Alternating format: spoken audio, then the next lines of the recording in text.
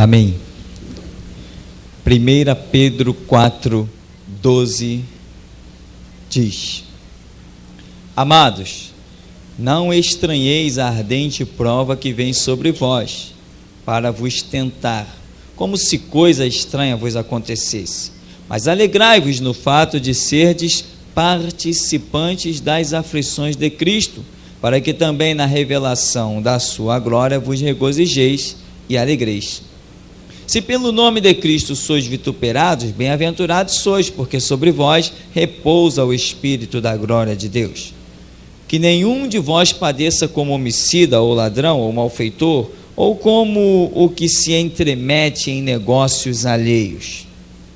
Mas se padece como cristão, não se envergonhe, antes glorifique a Deus nesta parte, porque já é tempo que comece o julgamento pela casa de Deus.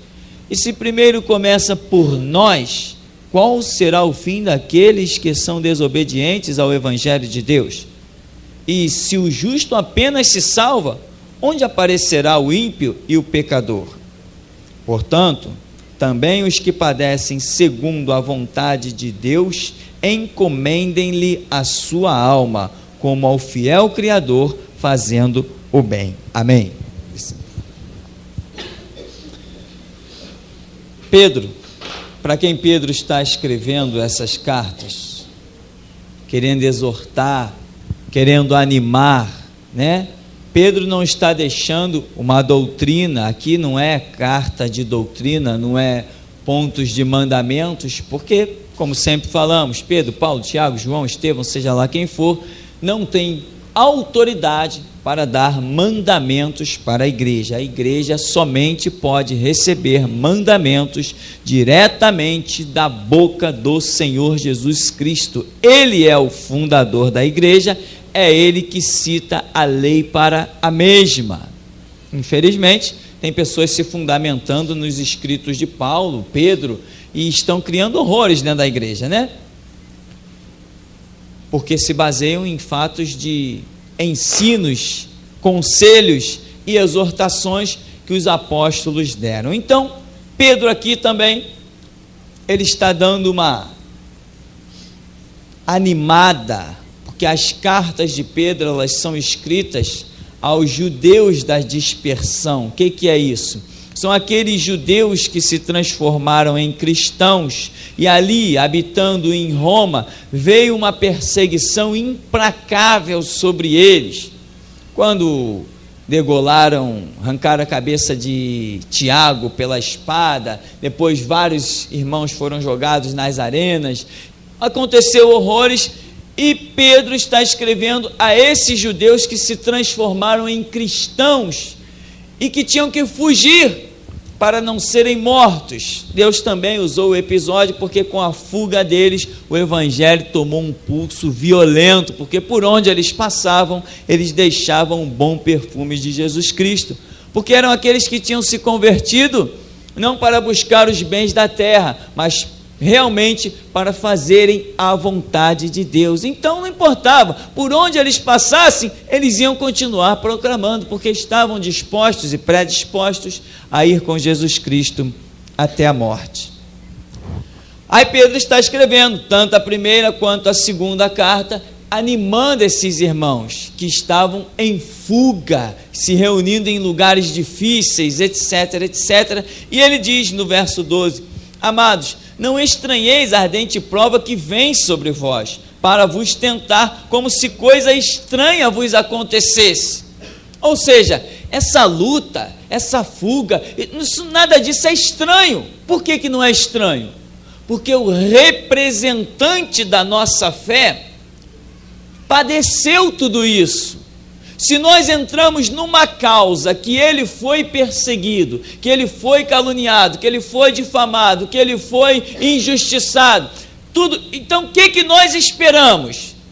Nós temos que esperar a mesma coisa, a calúnia, a injúria, a infâmia, a injustiça. Ele é o exemplo da nossa fé. Como nós queremos algo diferente do que ele tem, se ele é o representante máximo da nossa causa? Ele é o cabeça da igreja. Se nele, nessa terra, colocaram uma coroa de espinho e deram chicotadas, então, queridos, ele está escrevendo: não estranhe a ardente prova que vem sobre vós para vos tentar, como se isso fosse uma coisa estranha. Não é coisa estranha isso que está acontecendo. Vocês têm que permanecer firmes, inabaláveis, vocês têm que ser constantes. E ele diz: alegrai-vos no fato de serdes participantes das aflições de Cristo, para que também na revelação da sua glória vos regozijeis e alegreis. Ele está falando, olha, em outras palavras, ele é um exemplo. Então vocês se alegrem nisso. Vocês estão sendo o quê? Participantes. Estão participando das mesmas coisas que Cristo. Ele veio a este mundo, não foi para isto? Para sofrer, ser zombado, escarnecido, difamado. Então vocês estão exatamente no caminho. É isso mesmo que tem que acontecer. Ele está animando os irmãos, animando. Essa é a intenção de Pedro, animar aqueles que estavam sendo perseguidos. E ele diz assim: vocês estão nada mais, nada menos que sendo participantes da mesma glória que recaiu sobre Cristo. E ele diz assim na segunda parte do versículo: para que também na revelação da sua glória vos regozijeis e alegreis. Ele está dizendo, em outras palavras, como Paulo escreve, né? A nossa leve e momentânea tribulação não se compara com a glória que em nós há de ser revelada. É isso que Pedro está dizendo, na mesma visão. Ele está dizendo, irmão, vem luta, vem prova, isso não é estranho. O representante, aquele que é o autor e consumador da nossa fé, ele sofreu isso, ele padeceu isso. Então é o que vai acontecer com vocês. Está tudo certo. Amém, irmão? Está tudo certo quando te caluniarem. Está tudo certo quando te maldizerem. Está tudo certo quando te amaldiçoarem. Tem pastores me amaldiçoando. Imagina, né? Como diz o ditado popular: nunca vi praga de urubu pegar em águia. Eu nunca vi isso. Eles falam do que não sabem e se dizem pastores. Por que eles não fazem o que a Bíblia diz? Por que eles não entram no quarto dele, fecha a porta e fala com Deus? Se Deus mandar me amaldiçoar, me amaldiçoa. Se Deus me mandar me matar, me mata. Eles estão em pior pecado do que o ímpio, do que o satanista. Porque eles dizem que tem o Espírito Santo, que tem a palavra, mas não entra no quarto para orar e perguntar a meu respeito.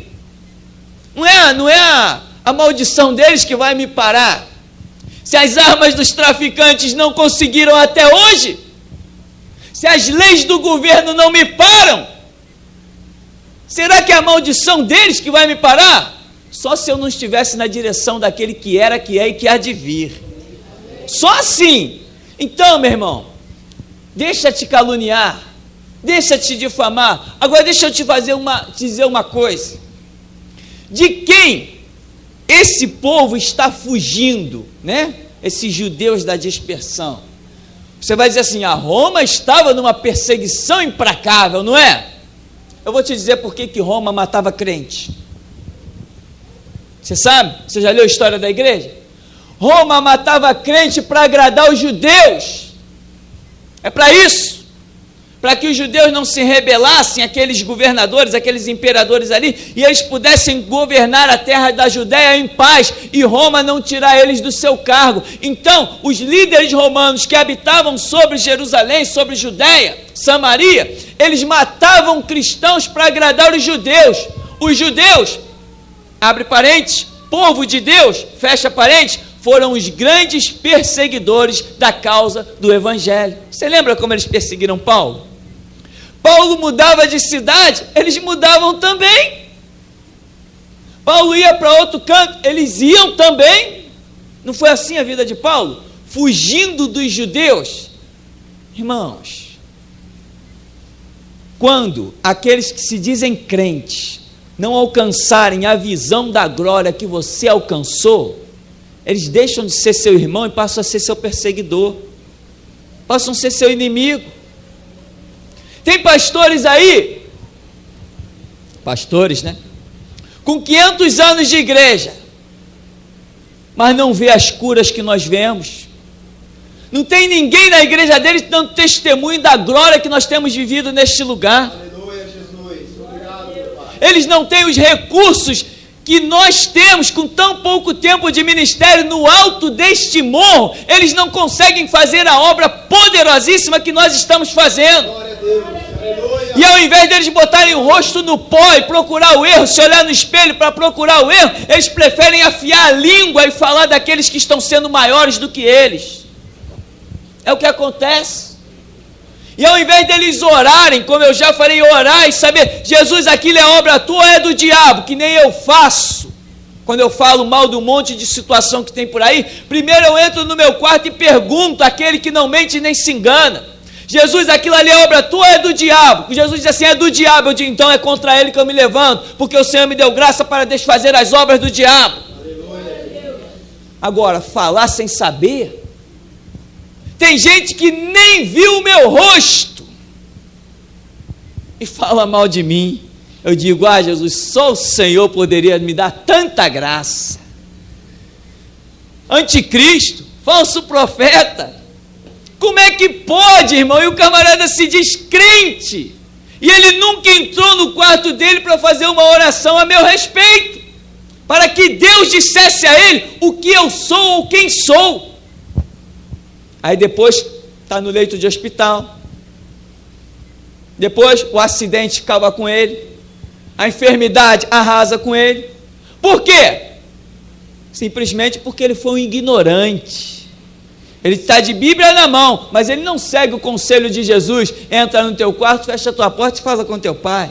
Ele diz ser crente, mas ele não age como um crente. E aqui Pedro diz, alegrai-vos no fato de ser de participante das aflições. Quais foram as aflições de Cristo? Né? Eu me recordo que lá em João capítulo 6, aquele texto que as pessoas confundem com o negócio de ceia, não tem nada a ver com ceia, Jesus não está falando de comida nem bebida, em que Jesus diz assim, é aquele que não comer do meu corpo, não beber do meu sangue, não tem parte comigo. O que ele está falando? Isso aqui que Pedro está falando. Ele está falando daquele que não for participante das minhas aflições, porque comer do corpo e beber do sangue significava justamente ser participante das suas mesmas aflições, é fazer a sua obra sobre a terra como ele fez e ir com esta obra até o derramamento do sangue, ao extremo. E quando a multidão ouviu isso, não sei se entendeu, se não entendeu, mas saiu pela tangente. E Jesus vira para os discípulos, vocês também querem ir embora? E Pedro dá aquela declaração no verso 68, Senhor, para quem iremos nós? Só tu tens as palavras de vida eterna. Então, Pedro está dizendo aqui, vocês são participantes. Se estão perseguindo vocês, se estão tentando vocês, é porque vocês são participantes da glória que há de ser revelada. Porque, irmão, quem não é participante da glória de Deus, está em harmonia com o mundo. É por isso que João diz que aquele que quer ser amigo do mundo, constitui-se. Aquele que quer ser amigo do mundo, o que é ser amigo de alguém? É comungar do mesmo pão, é comungar do mesmo prato, é ser participante das mesmas coisas. Quando você consegue se sociabilizar com este mundo de uma maneira plena, né? Tipo aquele, eu gosto daquele crente ali que ele é gente boa, né? Quando o crente é gente boa, ele é inútil para o reino de Deus, ele não salga. Se ele não for gente boa lá no mundo, é porque ele está salgando. Ele está fazendo diferença. Ele está sendo luz do mundo. Sal da terra e cidade edificada sobre o monte.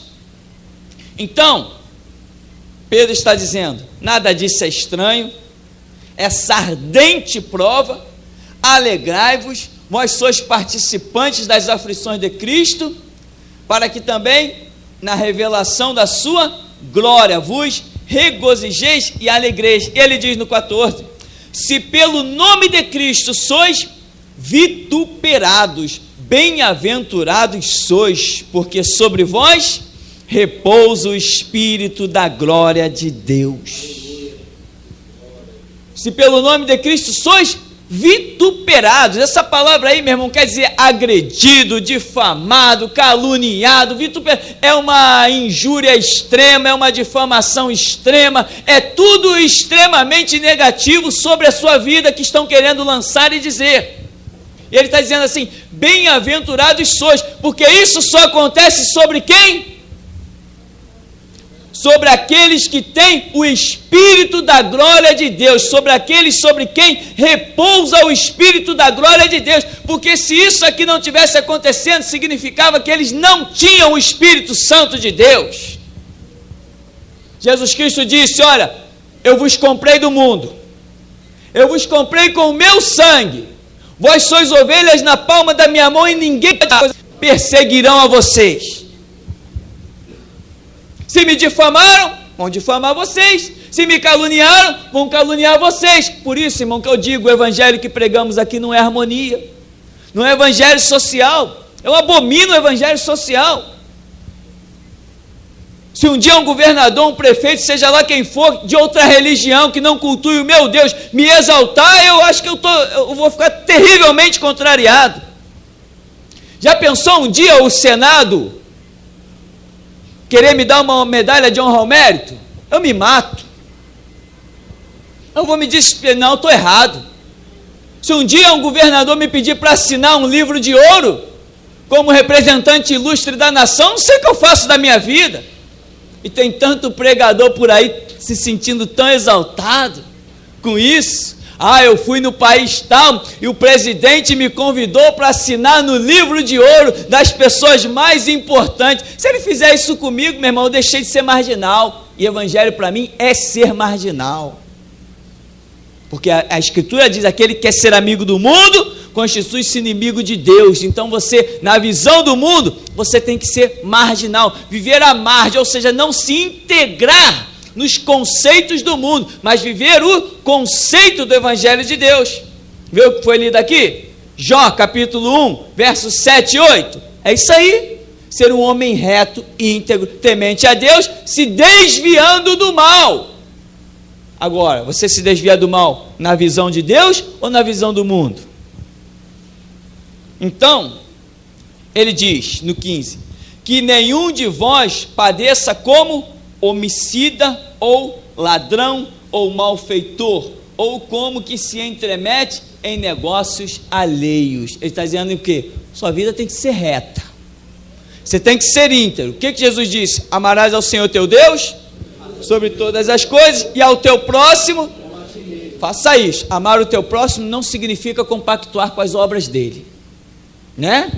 Você ama um homossexual? Ama, mas abomina o homossexualismo, porque a Bíblia diz que os homossexuais não herdarão o reino de Deus. Você ama um idólatra? Ama. Ama? Claro que nós amamos. Jesus Cristo não deu a vida pelo idólatra. Nós não éramos idólatras. Ele não deu a vida por nós. Nós amamos um idólatra, mas abominamos a idolatria. Você ama um espírita? Com toda certeza. Para que pregamos o Evangelho? Não é para que o mundo conheça a luz da glória do Evangelho de Jesus Cristo? Amamos o espírita, mas abominamos o espiritismo. A doutrina do espiritismo para nós é lixo, é esterco, é satânica. Acabou a história. Amamos as pessoas de todas as religiões, mas abominamos todas as outras religiões. Religião para nós é o Evangelho de Jesus Cristo. Essa é a única que cura os enfermos, expulsa os demônios, desfaz as obras do diabo. Essa é a única. O resto é falsa, é mentira. Então, nós temos que, sim, como Pedro diz, não padecer como um homicida. Nós não somos homicidas. Não padecer como um ladrão. Nós não roubamos nada de ninguém, porque o nosso Deus é quem põe o pão na nossa mesa. Não enganamos ninguém, não passamos cheque sem fundo, não falsificamos a assinatura de ninguém, não somos pilantras, não enganamos pessoas, que nem tem pastores por aí enganando com palavras persuasivas de sabedoria humana e roubando dinheiro do bolso das pessoas sem meter a mão lá. Não fazemos isso. Não somos malfeitores, nem nos metemos na vida dos negócios alheios. Cuidamos do nosso próprio negócio. A direção que Deus dá para a nossa vida é nessa que nós andamos. Essa é a nossa conduta. E acabou a história. Então Pedro está dizendo, olha, estão perseguindo vocês, mas vocês não são homicidas, não são malfeitores, não são ladrões, vocês não estão fazendo nada disso, então deixa perseguir, porque o Espírito da glória de Deus repousa sobre vocês. No 16, mas se padece como cristão, não se envergonhe, antes glorifique a Deus nesta parte. Só existe uma maneira que Deus se alegra quando você padece, como cristão. Agora, o que é um cristão no nosso conceito aqui neste lugar, e o que é um cristão em tantos conceitos por aí? Um cristão, a Bíblia diz, né? Examinai as Escrituras, vós cuidais ter nelas a vida eterna, são elas que de mim testificam. Não cuideis que vim trazer paz à terra, não vim trazer paz, vim trazer espada. Eu vim pôr a terra em dissensão, eu vim semear fogo, eu vim colocar divisão na mesma casa, os inimigos do homem serão os da sua própria casa. Isto é evangelho, e entender isto é ser cristão. Não é viver em paz e harmonia, como eu sempre digo, eu não sou hippie. Paz e amor, tudo bem, vamos tocar flauta, nada disso. Não é para isso que estamos aqui. Isso nós ouvimos a vida inteira e não fez diferença na nossa vida, nem na vida de ninguém. Muitos que ouviram isso a vida inteira, hoje estão aonde? Totalmente fora do caminho do Senhor. Então, se você padece como cristão, ou seja, pregando a verdade e sendo contradito, pregando a verdade e sendo perseguido, falando a verdade e sendo caluniado, falando a verdade e todo mundo desejando teu mal, se você é um cristão, que se lixe, que se exploda quem estiver falando, porque 1000 cairão ao seu lado, 10.000 à sua direita, e tu não vai ser atingido.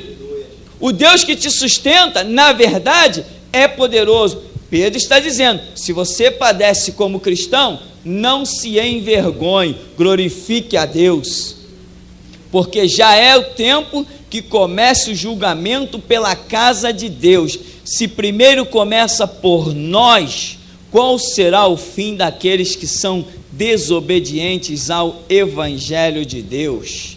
Já é o tempo que comece o julgamento por onde? Pela casa de Deus. Ora, como que Deus vai julgar a sua casa? Para que vai julgar? Se a Escritura é muito clara em dizer que os salvos não serão julgados, mas as suas obras serão julgadas. Como é que Pedro está dizendo isso? Será que é uma heresia? Pedro teve uma visão errada? Não, eu concordo com a visão de Pedro. Por quê? Porque tem crente que pensa que é crente, mas não é. Tem igreja que pensa que é igreja, mas não é igreja. Tem pastor que pensa que é pastor, mas não é pastor. Tem um monte de gente, tem uma mensagem que nós divulgamos Brasil afora, que as pessoas estão ouvindo e a expressão que elas estão dizendo, ué, eu pensava que eu era crente. Pensa mesmo. Tem muita gente que pensa que é crente, até que nos ouve falar do Evangelho. Elas descobrem que o que elas ouviram a vida inteira não tem nada a ver com Deus. Foram iludidas, foram enganadas, foram conduzidas por palavras de sabedoria humana. Era o crente do cabelo, o crente do batom, sem contar as profecias. Deus está me falando que a irmã cortou o cabelo, e a pessoa achava que era crente. Um falso profeta, um mercenário, um degenerado profetizando na frente. Olha, Deus manda dizer para a irmã tomar cuidado com a roupa. Aí quando a pessoa ouve a gente pregar o Evangelho, aí ela descobre a realidade.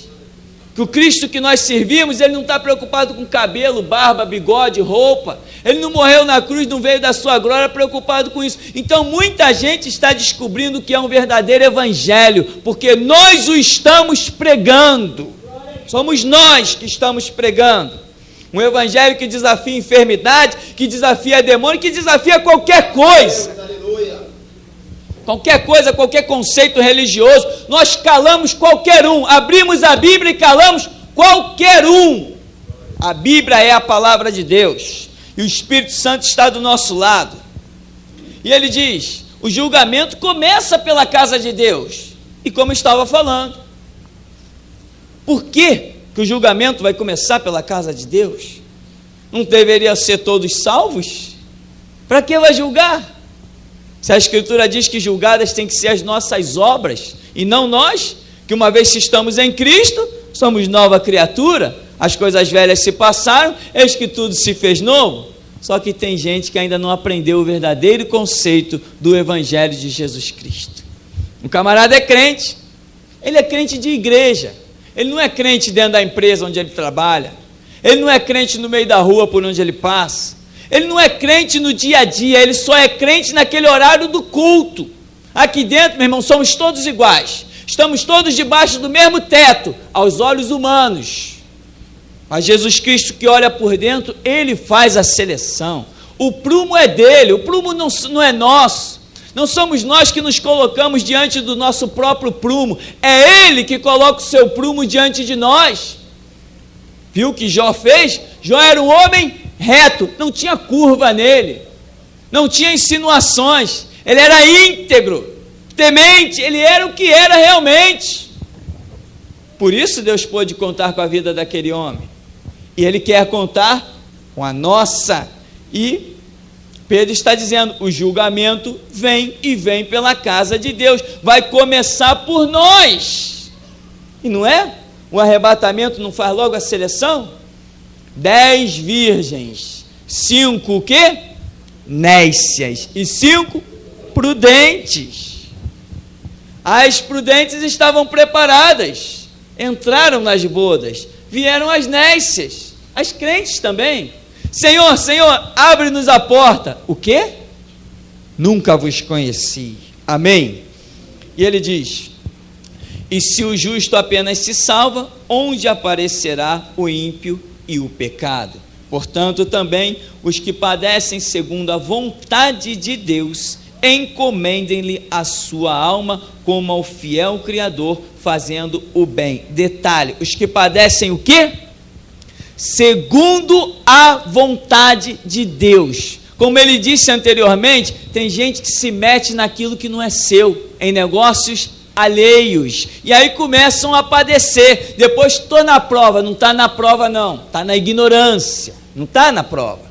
Ah, estão me perseguindo, estão perseguindo, você tem que perseguir mesmo, está se metendo onde não deve. Agora, ele diz assim, os que padecem segundo a vontade de Deus, é Deus, meu irmão, que te joga no vale da sombra e da morte e entra contigo. É Deus que te diz, desce ao vale, encara Golias, e ele desce contigo. Toda a prova tem um princípio, meio e fim. Tem pessoas que não saem da prova nunca. Ah, irmão, estou na prova há 30 anos. Não está na prova há 30 anos, está na ignorância há 30 anos.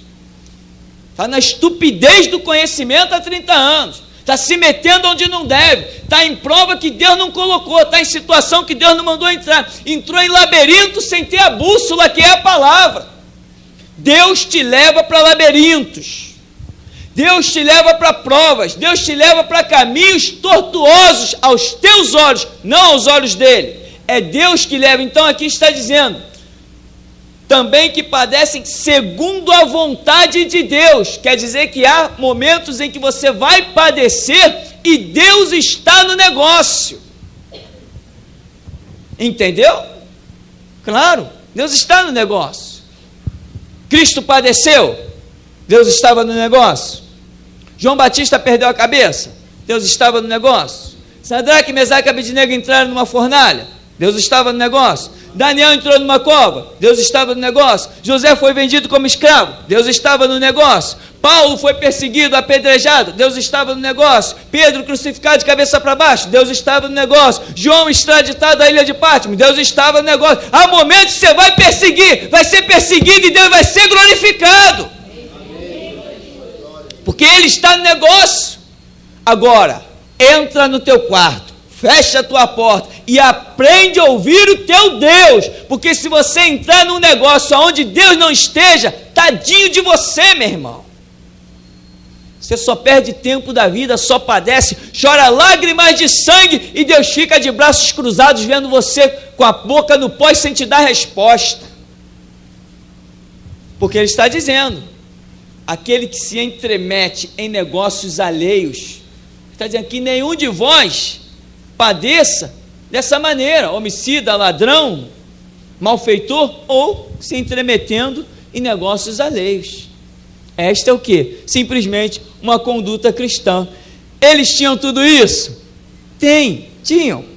Pedro está escrevendo para pessoas que tinham esse caráter, tinham esta conduta santa e poderosa. E o que estava acontecendo com eles? Sendo perseguidos. Então, para concluirmos, como o Senhor Jesus diz em Mateus capítulo 5, lá no versículo,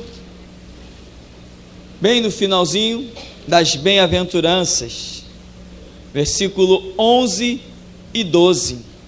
Bem-aventurados sois vós quando vos injuriarem e perseguirem e mentindo disserem todo mal contra vós por minha causa. Por minha o quê?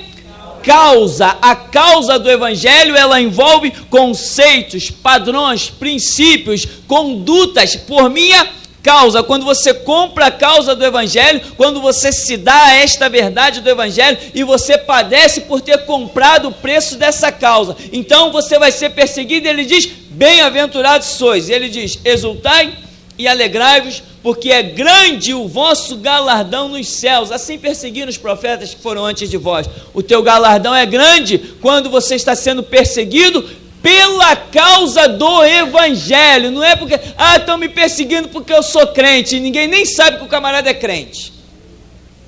Estão me perseguindo porque eu falei de Jesus. É mesmo? Será que foi isso mesmo? Agora, se realmente estão te perseguindo por causa da causa de Jesus, ele está dizendo: bem-aventurados sois. Amém? Por quê? Porque é grande o vosso galardão no céu. Deixa eu dizer uma coisa para você: só é perseguido neste mundo, somente é perseguido neste mundo quem não faz parte dele.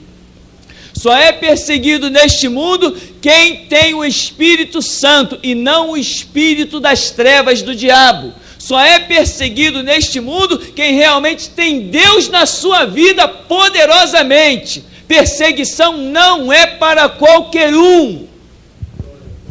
Aleluia. Perseguição não é para qualquer um.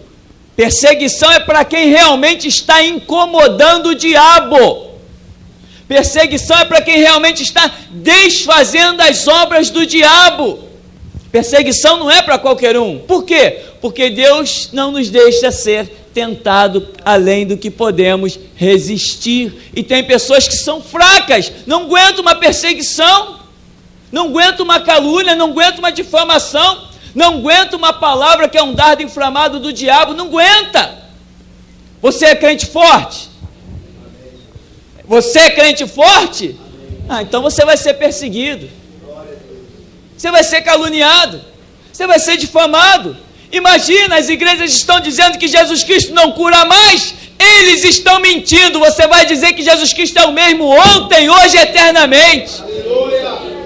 E pastores engravatados vão dizer assim: eu fiz teologia, eu estudei 7 anos de seminário, eu ministro atrás do púlpito há 15, 20, 30 anos, e você, garoto, vai me dizer que Jesus Cristo cura? Ele não cura não.